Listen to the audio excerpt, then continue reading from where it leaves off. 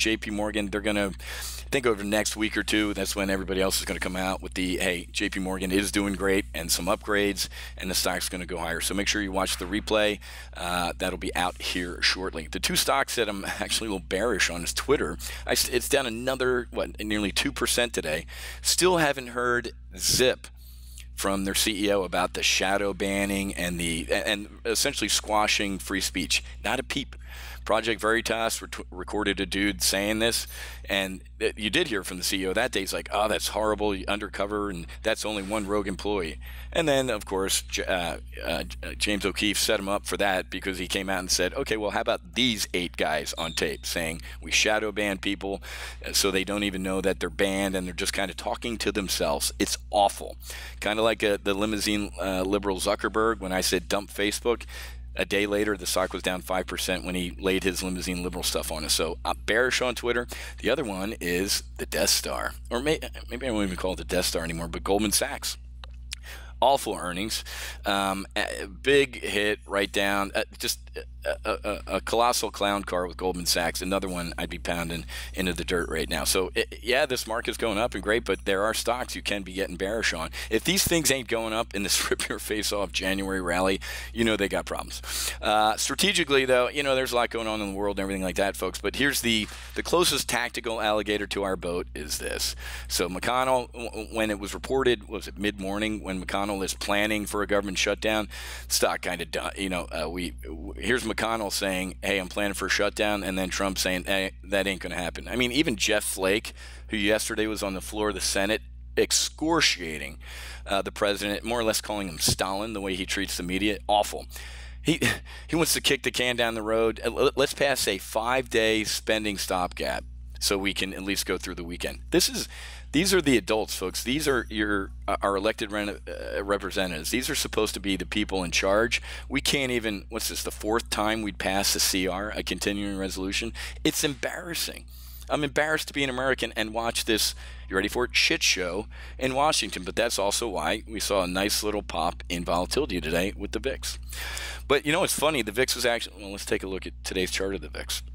So a little bit of a round trip, nice spike, and then it's coming back in here. So here's your McConnell, hey, we're going to shut down, and then the Trump, I don't think we will. So we have a bearish double vertical on VXX out the next Friday. I think that's a good trade because there's no, let me catch myself before I say that, because I was going to say there's no way in hell the government will still be shut down by next Friday. With this current clown car, who knows? But we put on a bearish double vertical because I would hope by next Friday, even if we have a shutdown over the weekend, they clean it up next week. But it'll grab your popcorn. It's gonna be fun. So that's why we're seeing the market kind of flop around here. Bitcoin, move on.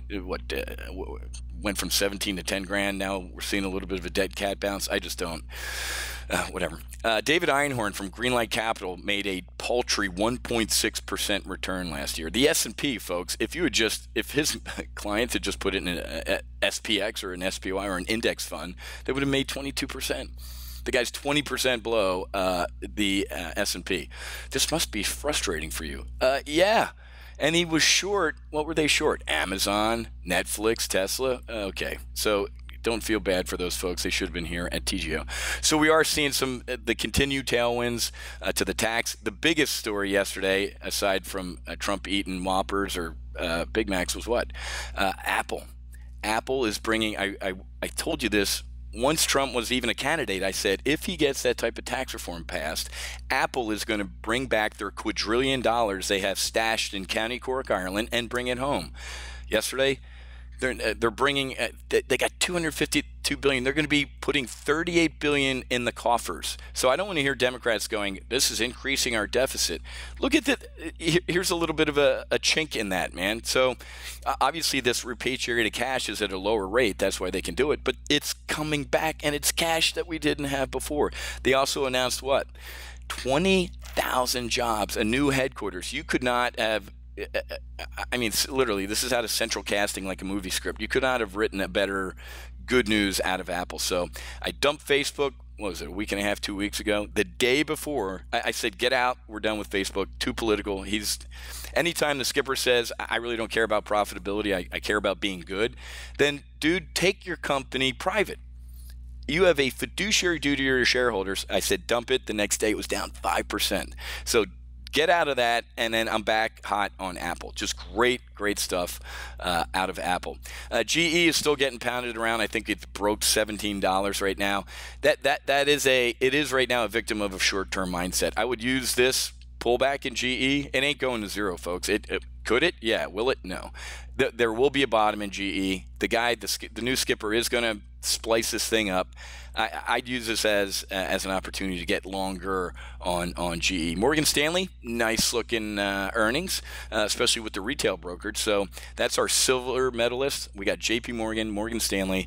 So both those positions are looking really good. So a lot of good stuff going on here at TGO, folks. Our MGM bull put spreads are printing money. MGM, let's take a look. Earnings are coming up, I think, in about a month. But look at that nice run. We had on a 34, I think 33.5 bull put spread. Some people were closing during the brief today for like a 75% gain, $1,500-ish or something like that. So very, very good looking trades because this week JP Morgan, our buddy, came out and said, we think there's going to be a 33% pop to the upside in MGM. That's pretty damn bullish there. So like I said, really good stuff going on here at TGO. Our ExxonMobil, covered ExxonMobil today as well in our brief. We got a long call diagonal on about, where was it? Right about here. And then we did a bunch of bull put and bear, a little iron condor action in here for a while. And then when it broke out of here, I said, sit on your hands to either join this rally or get out of the way. So about 15 grand in a month and a half in Apple profits on our spreads, and the long call diagonal is up almost triple digits in, what was that, four months. Incredible. So all right, I got to run.